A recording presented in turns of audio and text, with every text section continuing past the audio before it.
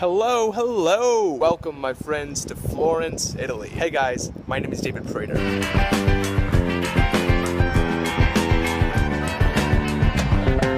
got to the hostel a little bit earlier, and this is the view from it. Isn't it beautiful? She's just gorgeous. Florence is actually our longest stop in Italy. It feels like home. 3 nights all of a sudden feels like a real relaxing resort. Unload everything, let the kids run free, paint their room and everything. And I'm really excited about our stay here, especially for one reason. My girlfriend Rebecca is giving me my birthday surprise here in Florence. But that's happening tomorrow, so look forward to that. I have to wait longer than you do. You're one of the lucky ones, let me tell you.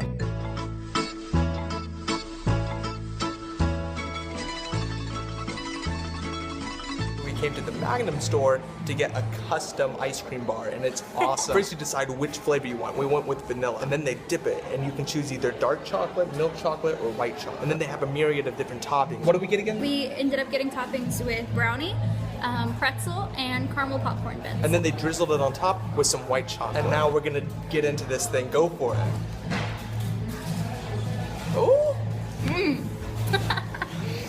It's good.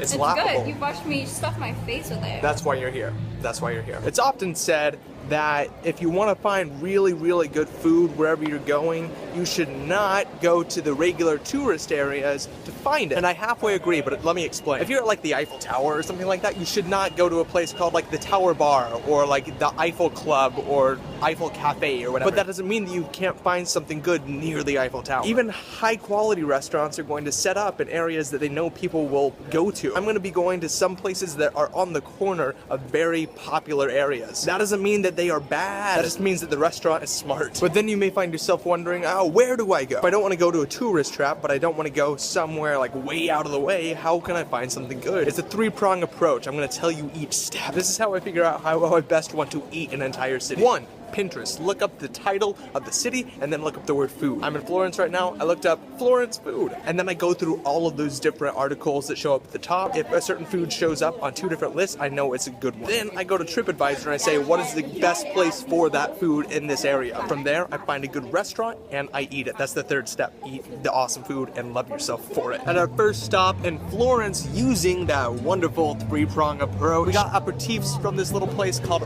Oibó. Oibó, probably. You can think of it kind of like Spanish tapas a little. And usually these kinds of meals are served like before a dinner. So you come here, you get your drink and you get your appetizer foods, and then you go out for an actual meal. At this one, you get a cocktail and then an endless buffet of like tiny little awesome snack foods. They had a lot of fried stuff, so they had like little pieces of fried bread. That was awesome. They had little fried croquettes with olives in them. They had finger sandwiches, tiny slices of pizza, focaccia, tuna pasta salad, a deconstructed caprese salad that you could construct yourself, crostini with some different sauces you could try out, a platter of meats, and you can go as long as you want for only 10 euros. That's how you eat well on a budget. But it's right in the middle of this big tourist area, and you would expect that food right here would not be that great, but it was. And really the only problem with that place that we ate at is that there's nothing sweet to eat on their menu, and that is where gelato comes in. This part of Italy is the home of gelato, and because of that you see gelato shops everywhere. And tonight we're going to go to one that was recommended by a friend of ours. Again, this is in a very tourist heavy area. That doesn't mean it's bad. In fact, it's said to be so good it often has a line going out the door. We actually tried going to this place earlier and we were like 30th in line. That's why we got the ice cream bar. But now we're going to try again, round 2. Here we go. The eagle has landed, boys and girls. We got what we were looking for. What flavors did you get? I got the Chianti wine and strawberry mix, and then on top of that is the milk cream and strawberry mix, and then whipped cream. Delicious. And meanwhile, I got a couple of their specialty flavors. One of them is like a chocolate and hazelnut because, as you know, I am an addict. And above that, I got, it said fresh egg and vanilla. And of course, on the top, I got some whipped cream as well. All right, first, I'm gonna get some of the fresh egg and vanilla. Oh wow, that's really interesting. I mean, yeah, it tastes like egg, like a meringue though, not like a. Ugh. Let's see how their Nutella blend is. Yeah, that works well as well. And together they are Absolutely delightful. Instead of showing the gelato like out in the open, they had it in containers behind the counter, under the counter actually. It's not just ready to scoop. That is both a sign of authenticity and freshness. So you know that by the time it hits your mouth, it hasn't been too long since it's been produced. Also in the back, they had their own waffle press. That means that they are making their own waffle cones in shop. And it looks almost like a chain, like it's a very high quality establishment. Plus it's in a very tourist prone area. Like I said though, do your research, it doesn't matter. Hello. Welcome to day number 2 here in Florence. It's the afternoon time. We've been walking around doing some shopping, but we're feeling pretty hungry. Are you? Always, babe. Always. Let's get some food. And one of the coolest things in the world to me is that sometimes Italian street food is just like regular Italian food on the street. It's awesome. So we went to this Italian street food style pasta bar. We both got different kinds of ravioli. I got ravioli, spinach and ricotta stuff with a pesto and parmesan. And I got this amazing truffle ravioli with an olive oil and parmesan sauce with parmesan on top as well. We just got coffee at this little cafe. I don't know why I called it little. It is by no means small. It's called La Menagera. Something. Italians, tell me I'm wrong. Rebecca over here got an awesome hot chocolate. Describe it with words if you can. Very hot scoops of chocolate. They just kind of got a handful of cocoa powder at the end and just like threw it on top. So good. It was so thick. Very satisfied. That's what I call rustic. I went with my first ever cappuccino. Usually I'm a fan of Americanos, but I did not want that taste in my mouth for some reason. So I went a little off script for me and it was worth it. I think if there's any drink that you have to take a spoon and scoop foam out from the bottom of a cup just to finish it, that's a good drink. And I'm actually really excited about something. I don't know what's gonna happen though. My birthday is in a month, but I'm gonna be back in America. So Rebecca is surprising me with something and she has not told me. For his birthday, signed us up for cooking classes with a local chef here in Florence. Wait, hold on. Are you serious? Yeah, we are gonna make our own pizza and gelato, and you get to eat it. So it's like a full, like we get to like prepare and consume our own Italian meal, like in. Yes. Oh my god. This is going to be difficult now because I plan to go to this awesome gelato place and we're still going to go there, by the way. This has been rated like by professionals the world's best gelateria. I have no idea. Tell me in the comments down below. And I was going to say this is literally the best on earth, but how am I going to say that now that I'm going to make my own? Like nothing compares to something that you do with your own hands. I guess let's go on to my birthday surprise. And oh my god, that was so incredible. Wow. We go in there and first we are given aprons. That's exciting. Felt like a real chef, and that's just me trying to offend actual chefs on the internet. And then we're given some flour, given some water that had some yeast in it, and made our dough for the pizza. Got it all pretty, got it looking good. And then we started making the gelato. The kind that we made was a crema flavor. It's made with a basic gelato base of cream, milk, and sugar, and that's when you flavor it. So this time we flavored it with egg yolk. And that flavor is actually indicative of Florence as a city. Then he threw it into the machine and it started churning slowly. And after that, we got back over to the pizza. So we took the dough that we made earlier, we pushed it down and we spread it out, we stretched it, and you're gonna top the pizza. It's very simple. Start out with cheese. Traditionally, just mozzarella, nothing else. Don't use any weird kinds of cheeses unless you want to, of course. Mozzarella is the only cheese for pizza. Then you have creative pizzas with other things, but typically, traditionally, it's just mozzarella. Following that, I like to put on some olives on mine, some ham, some more olives, sprinkle on some oregano for a good earthy flavor, and then olive oil drizzled on top for the richness. Throw that guy into the oven for not very long. It will rise, it will become delicious and gooey, and then we ate that like a couple of champs, didn't we? Did. It was us and then 3 other more mature couples, and one of the girls in one of these couples, I felt bad almost. She said, how do you guys eat so many carbs? Like everything is just carbs, carbs, carbs. And we're thinking, yes, carbs, carbs, carbs. Yeah. That's why we're in the country, so we can have more carbs without worrying about what people think of us. She ate 1 slice of her pizza. She ate 1 slice of this perfectly beautiful, fresh, straight out of an oven pizza. It hurt to watch. She was just weak. Gave the rest to her husband, which I mean, like, we did the same thing. I steal all of her food, but she at least tries. Give him the scraps. I'm a garbage disposal. Except none of the food we eat is garbage because it's Italy. That's true, actually. One thing that I keep hearing over and over from people that have been traveling like us, they say they've been going around Italy and they have not had a single bad bite of food so far. And that gives me a lot of hope for the future. And the future we will see, but not right now. We're about to head back to the hostel, do some much needed laundry, and more than likely, I will see you tomorrow. It is a new dawn, a new day, and actually no, we missed dawn a long time ago. The sunrise is so early, like 5 something. Yeah, someone told me that I needed to go up to Piazza di Michelangelo, which is this beautiful view over the city. A lot of people go there for sunset. They suggest that I go for sunrise. It's less busy. You get to see the city before it wakes up. Yes, that sounds amazing. I have the self-discipline to do that. Wake up early and hike up a mountain. I do not. So do I. So instead, we'll like leave at 10:30 a.m. and go to a coffee shop. So let's get there. And that cafe was a great choice. We went to La Vespa. And Rebecca here, oh my God, tell them about your drink. I got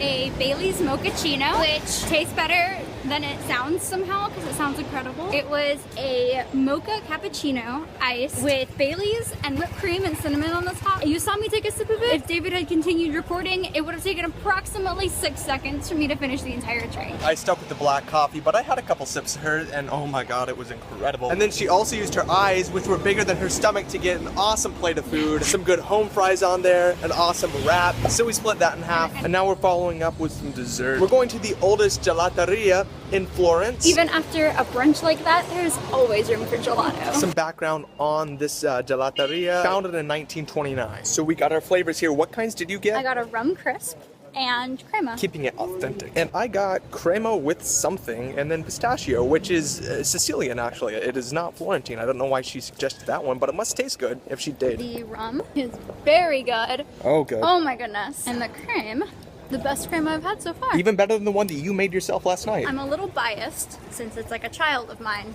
that I ate, but I gotta say, they have perfected this. That's really good. I don't know what to expect out of this, and I can't try it with 2 hands. First, I'm gonna try the Sicilian recommendation, the pistachio over here. When I asked for a recommendation, she's like, I don't know. And she just put it in there and gave it to me. She's like, it's pistachio. Here you go. Like, they wanted us out the door. There was a line.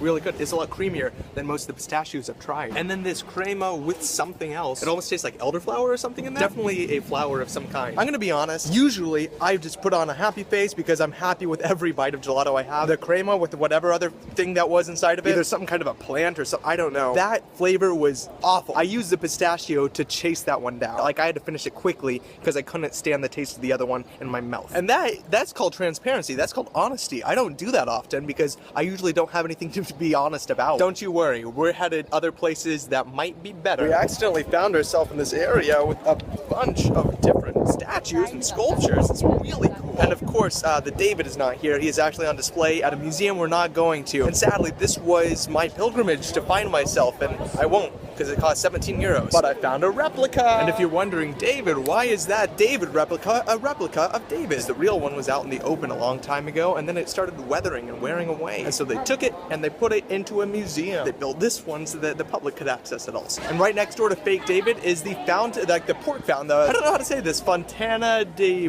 Porcellino. 1, if you rub the nozzle, the nose, it indicates that you have good fortune to come back to Florence in the future. 2, it is what the heads at the entrance to Hogwarts were based on back when they created that for the Harry Potter movies. Awesome. And right next door to that, we have something that I have been looking forward to for this entire experience. I'm gonna try the most classic of all Florentine street foods. It's called Lampredotto. Essentially, it is like the 4th stomach of a cow, and they slice it up and they put it onto a panino, a sandwich. I don't know what to expect. Let's go get this started. This is actually something I've researched a lot, and I ended up coming to this shop right here because it was already an area that we were going to go to, and it had awesome ratings online. There are so many other places around town that sell it, and a lot of very highly rated places. It's kind of like one of those things, though, that has like a cult following in the city. It's something that you can only get in Florence, and because of that, there's kind of like wars throughout the city of who has the best one. I can't tell you the answer because I'm only going to try this one for you. It comes on this giant roll, and you can see it coming out of there. It's not traditional beef. I'm going to go for it. Oh my gosh. Okay. Is there a way that knowing that it's from the stomach of a cow makes it taste even better? Because this is really cool. I mean, one side is tougher than the other side. Here's a good shot of it, yeah? Really enjoyable to eat though. I'm very happy with the purchase. Panino Lampredotto. It seems like the best style of eating here is eat something salty, then something sweet, then something salty, then something sweet. So far we had a brunch and then gelato, and then I had that stomach of cow sandwich, and now we're having more gelato. But here's the thing. This evidently is not just any gelato. This was voted by CNN as the best gelato on the face of the earth. Those are big words. That is big talk, right? But as you guys know, I usually don't complain except for that one flavor that I had earlier. Usually though, I do not complain complain about the taste or like the texture or anything about gelato. So I'm gonna love this anyway. This entire journey actually has just been a huge gelato pilgrimage, and I could not be more pleased. And we have made it. We have finally made it to the end of the pilgrimage for the best gelato on earth, maybe? Oh, we'll find out. We're here at La Carraia. I don't know what flavor to get. I'm just gonna go with like whatever they recommend type of thing. I ended up going with a couple different flavors and they are dripping on me, so I'm gonna get to this now. Oh my God. I got dark chocolate and salted peanut. So it's like a peanut butter and dark chocolate combo. I just tried the peanut butter, which I love that flavor anyway. Amazing, amazing. I think more than anything, it's just the sheer amount that they give you. That's incredible. You don't see that often. And their dark chocolate is this perfect blend of smoothness and creaminess and richness. And then she got the dark chocolate and a caramel crema. Yes. I'm digging in. It's so good. They are really, really good. I don't know if it's the best in the world because I haven't had all of them, but I'm going to say that they are great. I'll say great. Interesting thing about gelato, if you ever go to one of those places that has like massive mounds and mountains and way too pretty shapes and textures, don't trust that it is fresh or like authentic or whatever. If it was produced recently, it's not going to be that beautiful. It's going to kind of look like it was just kind of tossed and thrown into a big vat, or better yet, into a pot underneath the counter, because ideally they should be churning it out fresh back in the back. That's what makes it gelato rather than ice cream. It is fresh. I learned that at my pizza and gelato making class, and that was really good. What do you feel about it? How do you feel? I haven't tried all of it in the world, but out of the world of gelato that has been in my mouth, it's the best. That says a lot, because we have been to a lot of the world that had a lot of gelato recently. I honestly, I want more, because it... I mean, it's right behind us, why not, you know? Here we go. Okay. You're on to? Oh. Let's go. May as well. Yeah. How do you really know the quality of gelato if you can't try it more than once? Chances are likely we're not going to be in this area again, so let's get it now. But here's the thing, I don't know what 2 flavors I want. I want to try 2 more flavors, of course. Round 2, I got a cookie flavor and a Nutella flavor. The cookie, let's try, huh? Whoa, it's like a biscotti, actually. And then the Nutella over here. Oh, that's beautiful. That's beautiful. It was actually a toss-up between the chocolate with hazelnut and the Nutella, which is chocolate and hazelnut. And what'd you get over here? Well, I was wanting something fruity, but I didn't want sorbet. So I found cheesecake, raspberry strawberry cheesecake, and a fruit crostata, bread dessert with fruit. Yeah. And it's delectable. Definitely worth €2 more. I think the worst part about coming to like these famous gelaterias is that you see some of the worst kind of people. Primary example would have to be anybody that gets a cone, eats all of the gelato from inside of it, then throws away the cone. Like, what are your goals there? What are you trying to do? Like, why did you not order a cup? You should kindly stop. We just twice got the best gelato on the face of the earth, as rated like objectively by other sources. And we have a lot of time remaining in Italy, so how do we follow that up? And I think the only answer is to stop comparing gelato to this gelato. You just have to go into every experience like it's something new and not something like you've done before and it's like, oh, that was better over here. That's no way to go through life anyway. Other foods you can try to grade here would be like the vast variety of Chianti wine. Not Chianti. Right, it's Chianti. I look like an idiot in every wine shop I go into. But we do anyway, we're children, like what do you expect? This one is aged and it has more tonic flavors and we're like, yes, yeah, yes. we know what that means. Additionally, you can find some good Tuscan cheeses if you're in Florence. And of course, I almost forgot, the truffles. The truffle selection here, like you can go truffle hunting if you're ever in Florence and you like go on a food tour, just like go out into the hills or something. Truffles are amazing. And then their cold cut meats, they pride themselves on their cold cuts just about as much as the Spanish do with theirs. So I'll be honest, not everything about Florence is gelato, but for the value, it's like the best option you're gonna find.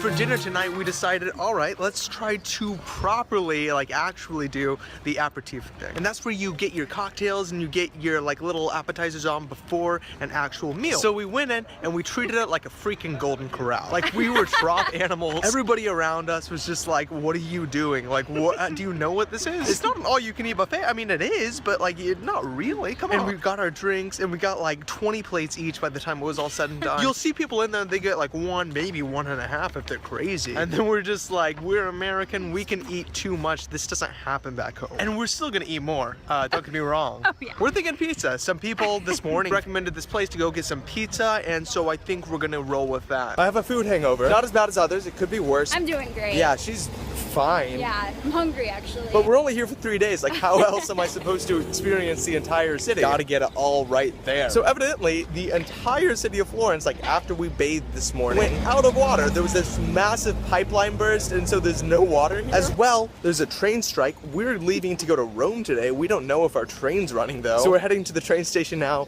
to find out. We went to the train station. They said, hey, that is a faster train. It's not regional. You're good to go. So hopefully, he was right. Hopefully our train will be there whenever we show up later today. But for now, we're gonna go, I think, grab some food maybe. We're gonna go to the Central Market, the Mercato Centrale. I'm pretty excited. You know I like markets. Hopefully they are open. We tried the other day and we only got that pasta. And I want to be able to see a lot more. And I'm in luck. Everything is in full swing right now. I'm loving it. There's actually a lot more like consumer goods, not as many butcher goods here. Yeah, they have all of the butcher goods too. But there's still a lot for just like regular humans like me to buy. Many more vegetables here than I've seen in any other market that I've been to. And I've been to like 2 others, so I'm pretty well versed. And of course, since it is a market, all of these people want to sell their products to us, which means we get samples. And I like those. I'd show you actually a lot more of the raw meat selection, but some of it is very, very graphic. I don't want to offend anybody by showing you some of these things, but it's really incredible, really impressive actually. And luckily, if you're too intimidated to try to like get your own ingredients and put them together and make a picnic downstairs, especially with all of the butchered goods, you can come right upstairs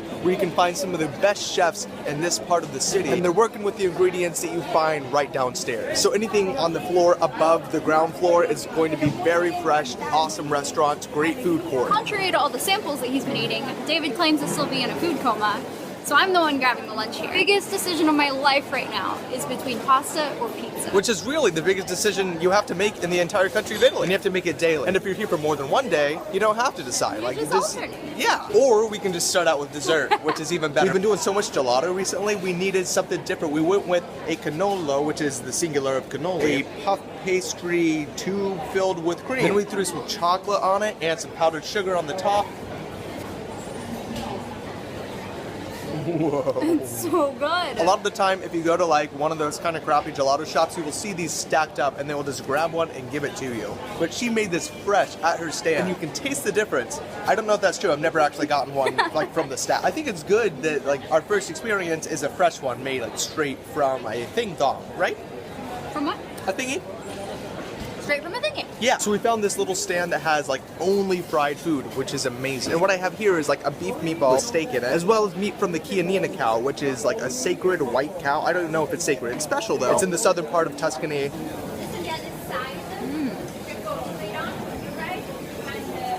Wow, that's solid.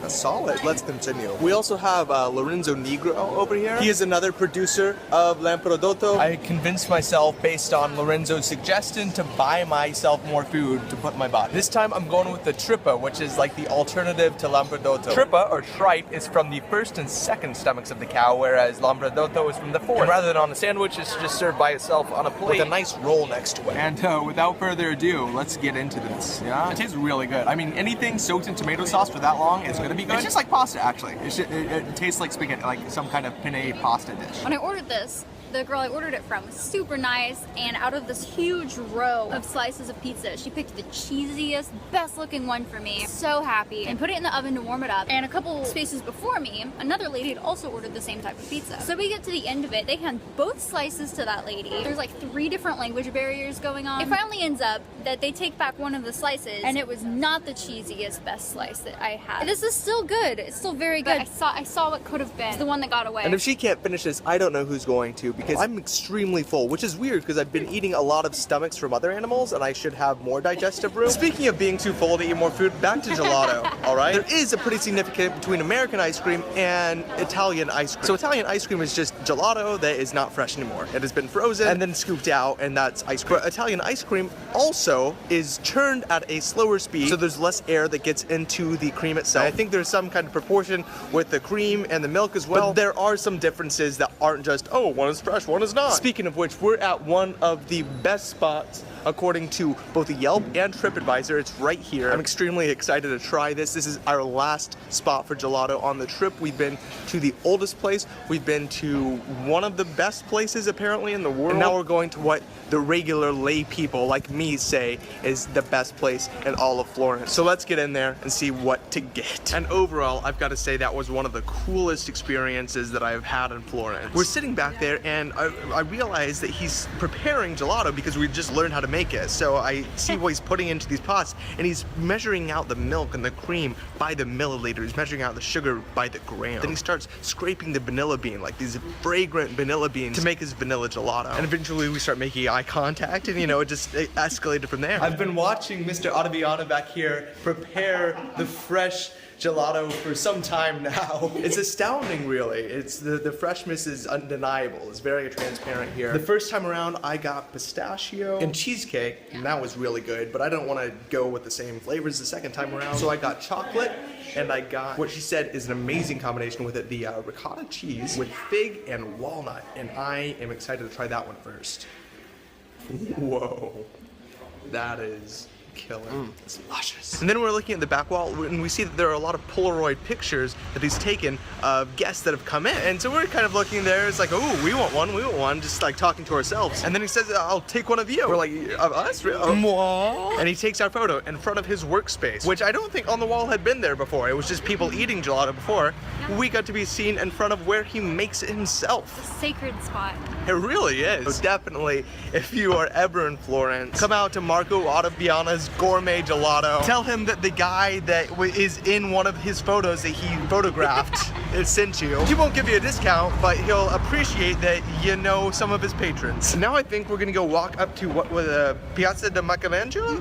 Like a nice little hike, but we will never burn those calories off of our heart. That's not meant to be sentimental. No, it's cardiac arrest, babe. Yeah. At the top of here is where you find like one of the best panoramics of the city. So if you're here, I recommend coming up. It's not quite the hike that everybody makes it out to be. If you have time, it's a good idea. And you may be wondering, like, why is it called the Piazza di Michelangelo? It's because that's where the David originally stood. Of course, because of the weathering and the wearing and all that, it's another fake one. Here's another version of me that you can check out. I don't like saying that because it implies things that you shouldn't be implying. And I think that will just about do it for Florence. I can say now that I've been to the stomach of Italy and then put it in my own stomach. And boy, was it scrumptious. I hope you enjoyed our search for Lampredotto and some of the best gelato in the region. I know that we really enjoyed that experience. Yeah, we did. Let me know in the comment section down below, do you have a favorite gelateria? I'd love to know because I want to try it if I'm ever nearby. Of course, as usual, if you did enjoy any of this video, please